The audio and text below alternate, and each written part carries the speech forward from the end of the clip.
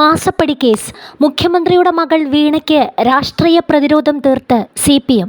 CMRL കേസിൽ മുഖ്യമന്ത്രി പിണറായി വിജയന്റെ മകൾ വീണ ഉൾപ്പെടെയുള്ളവരെ പ്രതി ചേർത്ത് സീരിയസ് ഫ്രോഡ് ഇൻവെസ്റ്റിഗേഷൻ ഓഫീസിന്റെ കുറ്റപത്രം സമർപ്പിച്ച സംഭവം സൂക്ഷ്മമായി പരിശോധിക്കേണ്ടതുണ്ടെന്ന് CPM സംസ്ഥാന secretary MV Govindan. SFIO case നിയമപരമായി നിലനിൽക്കുന്നതല്ല. കേസിൽ വിശദമായ വാദം കേൾക്കുന്നതിനിടയിലെ SFIO നീക്കം ഗൗരവമായി പരിശോധിക്കണം. വഴിവിട്ട ഒരു സഹായവും മുഖ്യമന്ത്രിയുടെയും സർക്കാരിൻ്റെയും ഭാഗത്തു നിന്നും ഉണ്ടായിട്ടില്ലെന്നും MV ഗോവിന്ദൻ പറഞ്ഞു. മുഖ്യമന്ത്രിയോ സർക്കാരോ CMRL എക്സാലോജി കരാറുമായി ബന്ധപ്പെട്ട് ഒരു സഹായവും നൽകിയിട്ടില്ല.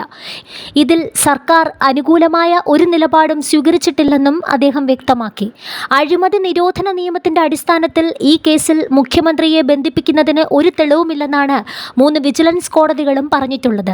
പിന്നീട് ഹൈക്കോടതിയും പറഞ്ഞതും മുഖ്യമന്ത്രിക്കെതിരെ തെളിവില്ലെന്ന് തന്നെയാണെന്നും അദ്ദേഹം ചൂണ്ടിക്കാട്ടി. കഴിഞ്ഞ ദിവസമാണ് CMRL കേസിൽ വീണ ഉൾപ്പെടെയുള്ളവരെ പ്രതി ചേർത്ത് SFIO കുറ്റപത്രം സമർപ്പിച്ചത്. വീണയും അവരുടെ ഉടമസ്ഥതയിലുള്ള എക്സാലോജി കമ്പനിയും 2.7 കോടി രൂപ കൈപ്പറ്റിയെന്നാണ് കുറ്റപത്രത്തിലുള്ളത്. വിചാരണയ്ക്ക് കേന്ദ്ര കമ്പനികാര്യ മന്ത്രാലയം അനുമതി നൽകിയിട്ടുണ്ട്.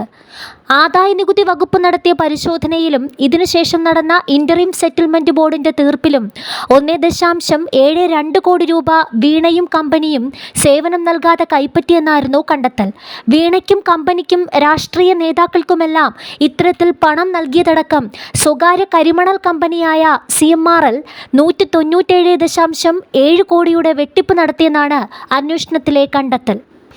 അതേസമയം കേസിൽ മുഖ്യമന്ത്രിയുടെ മകൾ വീണയെ പ്രതിയാക്കിയ SFIO നടപടിയിൽ ഗൂഢാലോചന സംശയിക്കണമെന്നാണ് MA ബേബി പറഞ്ഞത്. ജനങ്ങളുടെ മനസ്സിൽ കെട്ടടങ്ങിയ ഒരു കേസാണിതെന്നും അദ്ദേഹം പറഞ്ഞു. തമിഴ്നാട് മുഖ്യമന്ത്രിയും കേരള മുഖ്യമന്ത്രിയും ഒരേ വേദിയിലിരിക്കുമ്പോഴാണ് ഇങ്ങനെ ഒരു നീക്കം ഉണ്ടായതെന്നും MA ബേബി പറഞ്ഞു.